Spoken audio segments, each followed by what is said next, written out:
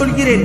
இந்த 4 விஷயங்கள் கணவன் மனைவிக்கு மத்தியில் அன்பு நிலைத்து வைக்கும். முதலாவது, தினமும் ஒருவேளை உணவாவது உங்கள் மனைவியோடு அமர்ந்து சாப்பிடுங்கள்.